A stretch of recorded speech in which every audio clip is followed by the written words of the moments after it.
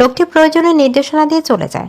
স্পর্শ আশিয়ানকে বলে, তোমরা দুজন উপরে যাও, আমি তোমাদের খাবার পাঠিয়ে দিচ্ছি। আসিয়ান, ওকে সাহায্য করো, আর দুইজন খেয়ে নিও। হ্যাঁ, খাইনি আম্মু। খানিকটা অবাকতা নিয়ে প্রশ্ন করে আশিয়ান।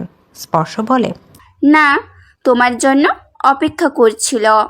কথাটা শুনে আশিয়ানের রাগ হয়, আবার একটা ভালো লাগাও কাজ করে, কিন্তু সে তার রাগটাকেই বেশি প্রাধান্য দেয়। সে হায়ার দিকে এমন একটা লুক দেয় যে আবরার স্পর্শ না থাকলে আশিয়ান তাকে কাঁচায় গিলে ফেলতো। হায়া তার চাহনি দেখে পরপর কয়েকটা শুকনো ঢোক গিলে নেয়। কি করছেন আপনি? জামাই কেন হাত দিচ্ছেন? চেঞ্জ করবে না তুমি? এক হাত তো কেটে বসে আছো, আর এক হাত দিয়ে একা চেঞ্জ করতে পারবে? এদিকে এসো, আমি হেল্প করছি তোমায়। লুক, তোমায় ও আমাদের সম্পর্কটাকে আমি যথেষ্ট সময় দিয়েছি, আর না, আমার ধৈর্যের বাঁধ ভেঙে গিয়েছে। একটা কথা শুনে রাখো, তুমি আমার, শুধুমাত্র আমার, ইহকাল পরকাল সব কালের জন্য আমার। তুমি আমায় ভালোবাসো না তো? ওকে, চলবে, আমার, আমি চালিয়ে নেব, কিন্তু আমার থেকে দূরে থাকার চিন্তা মাথার 1000 কিলোমিটারেও আনবে না। তুমি জানো আমি আমার জিনিসের প্রতি কতটা পজেসিভ।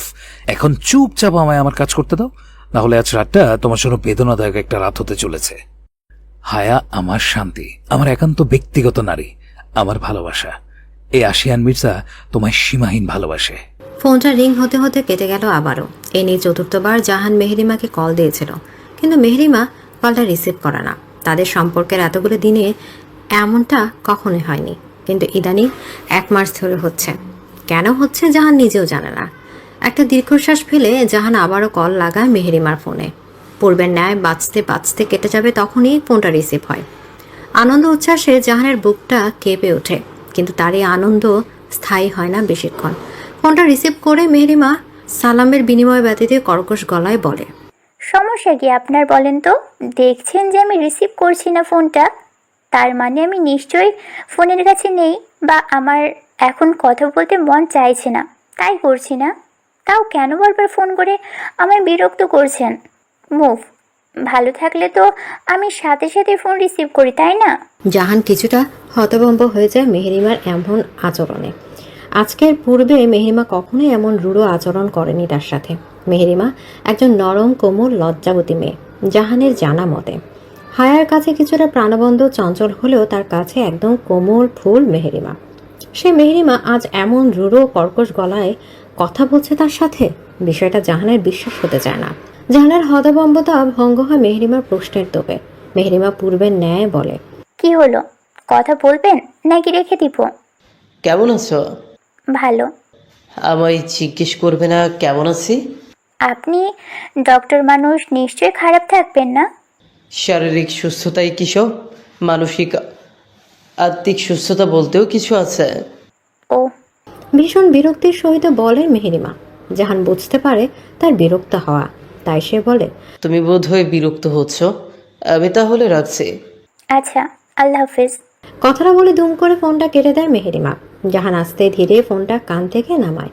মেহরিমার এমন ব্যবহার জাহানকে যে কতটা কষ্ট দিয়েছে, যদি মেহরিমা তা জানতো তাহলে হয়তো এমনটা কোনোদিন করার সাহস করতো না।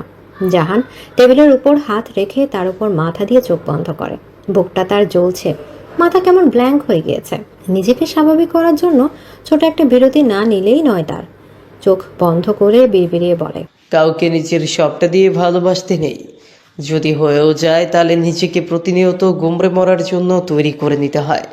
হায়া ও মেহরিমা ভাইবা দিয়ে বের হয় একসাথে। হায়ার অনবরত তার চোখ চালালেও মেহরিমা চুপ করে আছে। কথা বলতে বলতে হায়া মেহরিমার চুপ থাকাটা খেয়াল করে। সে মেহরিমার কাঁধে ধাক্কা দিয়ে বলে, কেন, মুড অফ? বড় দা ভাইয়ের সাথে ঝগড়া হয়েছে? মেহরিমা বিরক্ত নিয়ে বলে, চুপ করে আছি তার মানে এই নয় যে তোর ভাইয়ের সাথে আমার ঝগড়া হয়েছে। সব সময় কথা বলতে ভালো লাগে না, তাই চুপ করে আছি। হায়া একটু স্তম্ভিত হয়ে যায় মেহরিমার এমন ঠাস ঠাস উত্তর শুনে। তার কাছেও মেহরিমার এমন ব্যবহার একদমই নতুন। হায়া নরম গলায় বলে, কি নিয়ে মন খারাপ বল না দোস্ত? আমি কি কোনোভাবে তোকে কষ্ট দিয়েছি? তাহলে সরি রে। তাও তুই এমন মুড অফ করে রাখিস না, আমার ভালো লাগে না তোর এমন চুপচাপ থাকাতে। মেহরিমা তাদের ভার্সিটির মাথার একটা বেঞ্চে গিয়ে বসতে বসতে বলে, আমি তো চুপচাপই থাকি, এ আর নতুন কি? হ্যাঁ, কিন্তু এমনটা তো কখনো করিসনি। কেমনটা করছি? হায়া বুঝতে পারছে মেহেরিমা কোন বিষয় নিয়ে ডিস্টার্ব, তাই এখন কথা না বাড়ানোই ভালো হবে বলে সে মনে করছে। হায়া কথা ঘুরিয়ে নিয়ে বলে, আচ্ছা বাদ দে, আমার কথা শোন। আজ বিকেলে তোকে আমার সাথে একটু বাইরে যেতে হবে, কিছু কেনাকাটা করবো তাই। হঠাৎ কেনাকাটা কিসের জন্য? আরে কাল আসিয়ানের জন্মদিন, তাই আমি ভেবেছি তাকে রাত 12টায় বার্থডে উইশ করব। আর নিজের মনের কথাও বলতে চাই তাকে, এজন্য সামান্য কিছু শপিং করা লাগবে। আচ্ছা। আর টুকটাক কথা বলে মেহেরিমা আর হায়া বাসায় চলে যায়। বিকালে মেহেরিমা হায়াকে ফোন দিয়ে বলে তার মাথা ব্যথা থাকায় সে যেতে পারবে না। হায়া তার মাথা ব্যথা শুনে তার সাথে দেখা করতে যেতে চাইলে মেহেরিমা বলে সে ওষুধ খেয়ে ঘুমাবো, তাই এখন যাতে হায়া না আসে। হায়া তার কথা মেনে নেয়। সে আদিবার সাথে শপিংয়ে চলে যায়। শপিংয়ে গিয়ে হায়া আশিয়ানের জন্য একটা ব্র্যান্ডেড ঘড়ি আর পারফিউম কিনে। তার ঘর সাজানোর জন্য কিছু সামগ্রী ও একটা ভ্যানিলা কেক অর্ডার দিয়ে সে আর আদিবা তাদের ভার্সিটির কাছের পার্কে যায় ফুচকা খেতে। তারা দুজন ফুচকা অর্ডার করে পাশে রাখা বেঞ্চে বসে পড়ে। হায়া আদিবাকে বলে, শোন, তুই কাল আমাদের বাড়ি আসবি, রাতটা সেখানেই থাকবি। আফিফ ভাইয়াকে আমি বলে রেখেছি ওনাকে ডিনারের পর কোনো একটা বাহানায় বাইরে নিয়ে যাবেন, আর 12টার আগ পর্যন্ত নিজের সাথেই রাখবেন। এই ফাঁকে আমি আর তুই আমাদের ঘরটা সাজিয়ে ফেলবো, বুঝেছিস? আমার মা এখন অফ, যা, ফুচকা এসেছে, ফুচকা খেতে দে। কথাটা বলে আদিবা গবাগপ কয়েকটা ফুচকা নিজের মুখে ভরে দেয়। হায়া তার খাওয়া দেখে হেসে দেয়, তারপর নিজেও খেতে শুরু করে। খেতে খেতে আদিবার নজর যায় তাদের থেকে বেশ খানিকটা দূরে একটা মেয়ের দিকে। মেয়েটাকে দেখতে তার কাছে মেহেরিমার মতোই লাগে। আদিবা কনুই দিয়ে হায়াকে গুঁতো দিয়ে বলে, দেখ তো, ওইটা মেহরিমা না, নাকি আমি অন্য কারোর সাথে গুলিয়ে ফেলেছি? আদিবার কথা অনুযায়ী হায়া সেদিকে তাকালে দেখতে পায় আসলে মেয়েটা মেহেরিমা, কিন্তু ওর না মাথা ব্যথা আর ওষুধ খেয়ে ঘুমাচ্ছে। তাহলে ওখানে কি করছে? সবচেয়ে বেশি অবাক করার বিষয় হলো মেহেরিমার সাথে একজন পুরুষও আছে। হায়াও আদিবা তার মুখ দেখতে চায় না, পায় না, শুধু পেছনের দিকটায় দেখে। হায়া আদিবা ফুচকার বিল দিয়ে মেহেরিমার কাছে যেতে যেতে মেহেরিমা লোকটির সাথে গাড়িতে বসে চলে যায়। হায়া মেহেরিমাকে একজন পুরুষের সাথে গাড়িতে যেতে দেখে বেশ চিন্তিত হয়। আসসালামু আলাইকুম বাবা, কেমন আছো?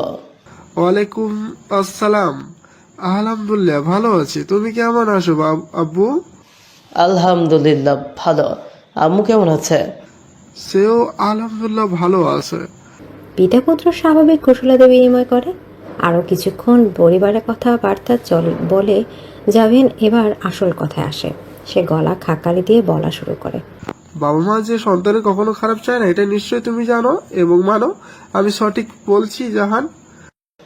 জি বাবা, কিন্তু হঠাৎ এই কথা বলতে যে? বাবার কথা শুনে জাহানের কপালে ভাঁজ পড়ে। হঠাৎ এ ধরনের কথায় সে কিছুটা ভরকে গিয়েছে।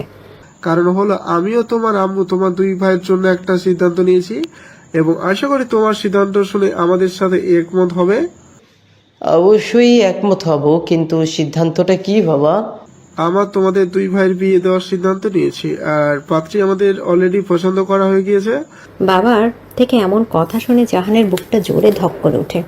কি বলছে তার বাবা এসব? তাদের বিয়ে দিবে ঠিক আছে, তাই বলে তাদের না জানি পাত্রী ঠিক করে ফেলেছে?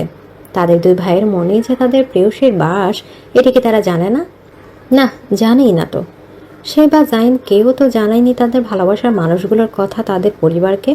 ভেবেছিল এই ক্যাম্প শেষ করে যত তাড়াতাড়ি সম্ভব তার বাবা মা প্রেয়সীকে কথা জানাবে, কিন্তু তার আগেই যে এমন একটা খবর শুনতে হবে সে কোশমিন কালেও ভাবতে পারেনি। হ্যালো জাহান, শুনতে পাচ্ছ আমায়? জাবিয়ানের কথায় জাহানের ধ্যান ভঙ্গ হয়। সে বলে, জি বাবা, শুনতে পাচ্ছি। বিষয়ে তোমার মতামত কি? বিয়ের তোমার মতামত কি? যতই আমার নিজের পাত্র পছন্দ করি, কিন্তু সংবাদ তো করবে তোমরা, তাই তোমাদের মতামত ব্যতীত আমরা কোনো কথা আপাতত আগাচ্ছি না। জাবিয়ানের কথা শুনে জাহান ভাবে এটাই সম্পূর্ণ সুযোগ নিজের ভালোবাসার মনের কথা জানিয়ে দেওয়ার। সে বলে, বাবা, তোমরা হয়তো জানো, হয়তো বা জানো না, আমার জাইন দুজন রমণীকে মন দিয়ে বসে আছে। কথাটা তোমাদের জানাবো করেও সঠিক সময়ে ও সুযোগের অভাবে জানানো হচ্ছিল না, কিন্তু আজ না জানিয়ে পারলাম না। জাহান কথা শুনে জাবিয়ান উচ্চস্বরে হেসে দেয়।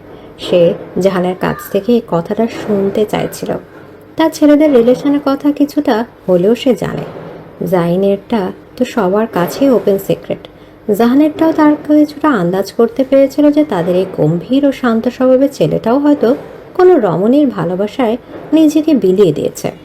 বিষয়টা সে শিওর হয়েছে কিছুদিন আগে। অন্যদিকে বাবার এমন হাসি শুনে জাহান কিছুটা লজ্জাও পায়। জাবিয়ান নিজের হাসি থামিয়ে বলে, তো এই কথাটা বলতে এতদিন লাগে? ভরসা ছিল না আমাদের উপর? আমরা কি তোমাদের দুই ভাইয়ের ভালোবাসার ভিলেন হতাম নাকি, বোকা ছেলে? লাস্টের কথাগুলো জাবিয়ান আফসোসের সুরে বলে। জাহান এমন কথা শুনে অনুতপ্ত হয়। আসলে তাদের উচিত ছিল বিষয়টা আরো আগে বাবা মাকে জানিয়ে দেওয়ার। জাবিয়ান, হানিয়া ছেলে মেয়েদের সাথে সবসময় বন্ধুর মতো মিশেছে। সবসময় ভরসা, স্নেহ, ভালোবাসা মানুষের তাদের 3 ভাইয়ের পাশে থেকে তাদের বাবা মা। সে বাবা মাকেই নিজেদের জীবনের একটা গুরুত্বপূর্ণ কথা জানাতে তার বড্ড বেশি দেরি করে ফেলেছে।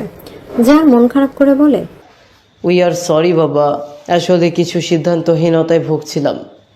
ইট ইস ওকে আব্বু। তা আবার কিন্তু জানি আমাদের রাজকুমারের মন কে চুরি করেছে। কৌতুকপূর্ণ গলার কথাটা বলে জাবিয়ান। জাহান অবাক হয়ে যায় জাবিয়ানের কথা শুনে। সে জিজ্ঞেস করে, কিভাবে জানলে বাবা? ওয়েট ওয়েট, পুতুল বলেছে নিশ্চয়ই। নো মাই সান, সে তার ভাইদের সব সিক্রেট নিজের পেটেই তালা দিয়ে রেখেছে। তাহলে কিভাবে জানলে? সেটা বড় কথা নয়, বড় কথা হলো আমি জানতে পেরেছি আমার ছোট্ট রাজকুমারের মনে আমাদের আদিপা মামনি আর আমার বড় রাজকুমারের মনে রয়েছে। কার সাথে কথা বলছেন হ্যাঁ বাবা? হানিয়ার প্রশ্নে জাবিয়ান ঘাড় ঘুরিয়ে পেছনে তাকায়। তারপর বলে, জাহানের সাথে কথা বলবে। হানিয়া চঞ্চল পায়ে তার কাছে এসে ফোনটা হাতে নিতে নিতে বলে, তার বলতে দাও দাও। জাবিয়ার ফোনটা হানিয়ার কাছে দিয়ে দেয়। হানিয়া ব্যস্ত হয়ে পড়ে ছেলের সাথে কথা বলতে। এই প্রথম ছেলেটা তাদের ছেড়ে এতদিন বাড়ির বাইরে অবস্থান করছে। মায়ের মন তাই সবসময় ছটফট করে সন্তানের জন্য।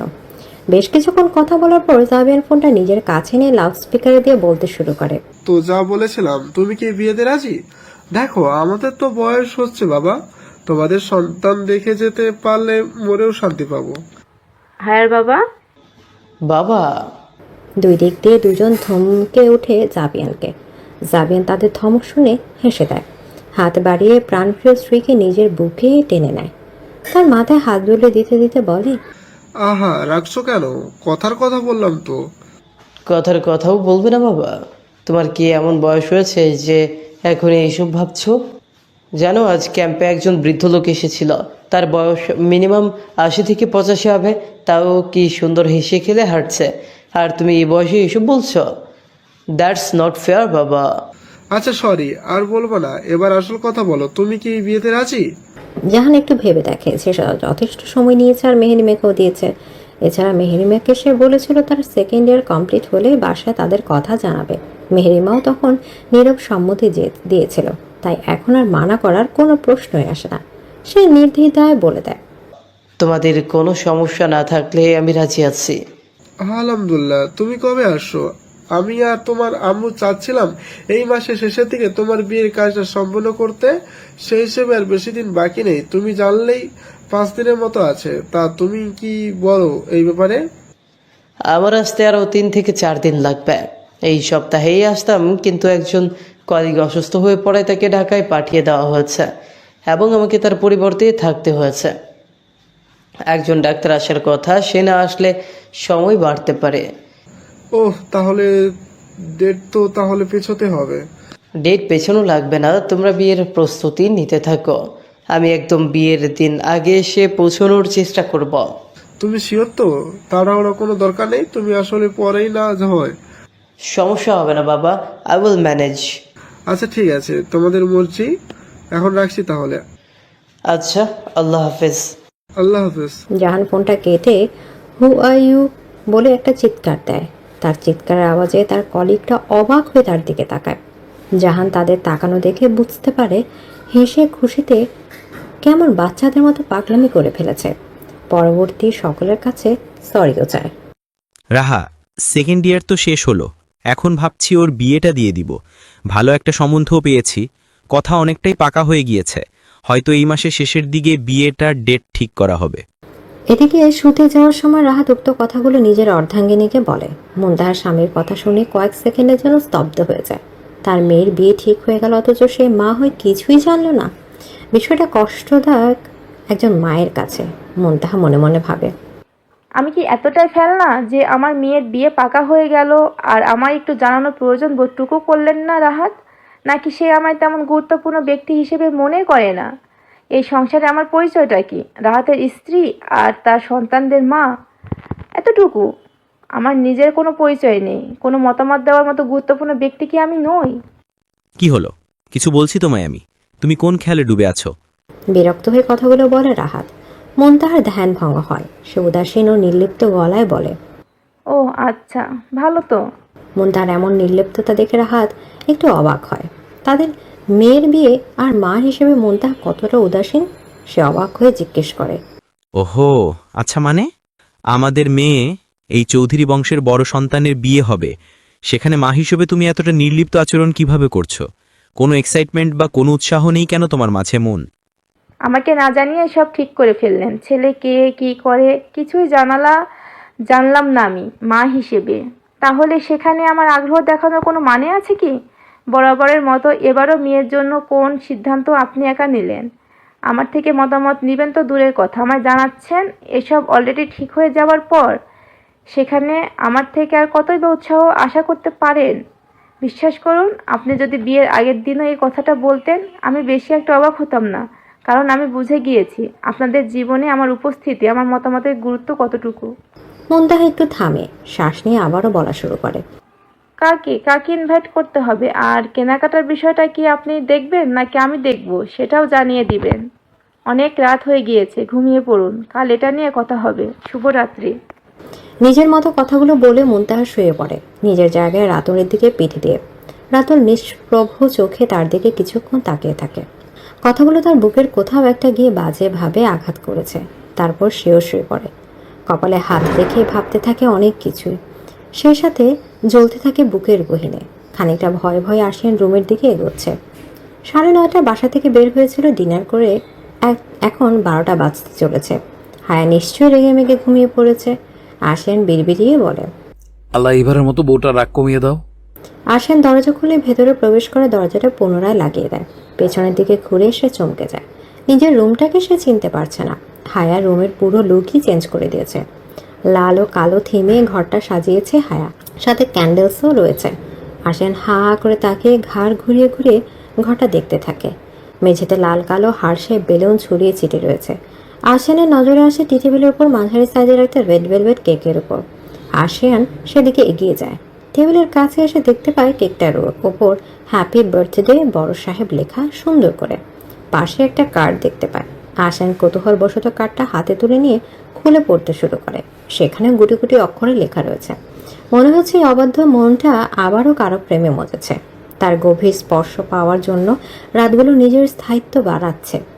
এবার কি আগলে নেবে সে, নাকি অবহেলা করবে পূর্বের মতো? হায়া একবার দুইবার বারবার পড়তে থাকে কথাগুলো। আসেন যতই পড়ছে ততই অদ্ভুত ভালো লাগা প্রশান্তি তাকে আষ্টে জড়িয়ে ধরছে। ঠোঁটের কোণে থাকা হাসিটাও চড়া হচ্ছে বারে বার। হঠাৎই আসেনের মাথায় একটা প্রশ্নের আগমন ঘটে। হায়া কোথায়?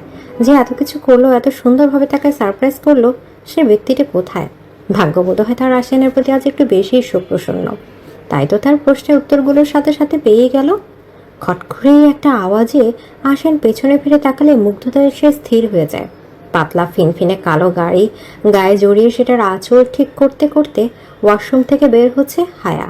শর্ট হাতা ব্লাউজে তার ফর্সা বাহুদ্বয়ে চক্ষু গোচর হতেই আসেনের গলা শুকিয়ে কাঠ হয়ে যায়। হায়া কোনো দিকে নজর না দিয়ে আপন মনে ড্রেসিং টেবিলের সামনে গিয়ে দাঁড়ায়। কাজল তুলে নিয়ে চোখে লাগাতে শুরু করে। ঘরটা আবছা অন্ধকার হয়ে থাকায় আসেনের উপস্থিতি সে এখনও টের পায়নি। কাজল লাগানো শেষ করে ডার্ক রেড লিপস্টিক দিয়ে নিজের গোলাপের ন্যায় ওষ্ঠযুগল সুন্দর করে এঁকে নেয়। লিপস্টিক লাগানো শেষ করে ঠোঁটগুলো উঁচু করে পাউট করে চুমুর মতো। দৃশ্যটা দেখে আসেন অনুভব করে তার ভীষণ তেষ্টা পেয়েছে। সেটা কিসের আশা করি বলা লাগবে না। ব্যাস, তার সাজ কমপ্লিট। আয়নায় ঘুরিয়ে ঘুরিয়ে নিজেকে দেখতে থাকে হায়া। তখনই তার নজরে আসে নিজের পেছনে থাকা একটা ছায়া মূর্তিকে। হায়া ঝট করে পেছনে ফিরে দেখে এ আর কেউ না, তার বড় সাহেব। পরপর কয়েকটা শুকনো ঢোক গিলে নেয় সে। এতক্ষণ কোনো অস্বস্তি ভয় না লাগলেও আসেনকে দেখার পর থেকে এক অজানা ভীতি তাকে আঁকড়ে ধরেছে। হায়া ঘড়ির দিকে তাকিয়ে দেখে 12টা বেজে গেছে। সে এক পা করে হেঁটে আসেনের সামনে এসে উপস্থিত হয়। একটা লম্বা শ্বাস নিজের ভেতর টেনে নিয়ে সেটা আবার সাথে সাথেই ত্যাগ করে দেয়। নিজেকে ধাতস্থ করে বলে ওঠে, শুভ জন্মদিন বর সাহেব। আশিনের মনটা খুশিতে ভরে ওঠে। সে ঠোঁটের কোণে মৃদু হাসি দিয়ে বলে, ধন্যবাদ তোমায়। হায়া আশিনের হাত ধরে তাকে টেবিলের সামনে নিয়ে আসে। ক্যান্ডেল জ্বালিয়ে একটা ছুরি আশিনের দিকে বাড়িয়ে দিয়ে বলে, নিন কার্টুন। আশান ক্যান্ডেলস নিভিয়ে কিছুটা কেক হায়াকে খাইয়ে দেয়। হায়াও তাকে কিছুটা খাইয়ে দেয়। সেই সাথে আশিনের উঁচু নাক চায় ক্রিম লাগিয়ে দিয়ে খিলখিলিয়ে হেসে দেয়। আশান রাগ করতে গিয়েও হায়ার হাসি দেখে আর করতে হ্যালো বন্ধুরা, পরবর্তী পার্ট খুব তাড়াতাড়ি আসবে, তো সবাই অপেক্ষায় থাকো। আর চ্যানেলটি যারা এখনো সাবস্ক্রাইব করনি তারা পরবর্তী পার্ট দেখার জন্য চ্যানেলটি সাবস্ক্রাইব করে রেখো। ধন্যবাদ সবাইকে, আমাদের সাথেই থেকো।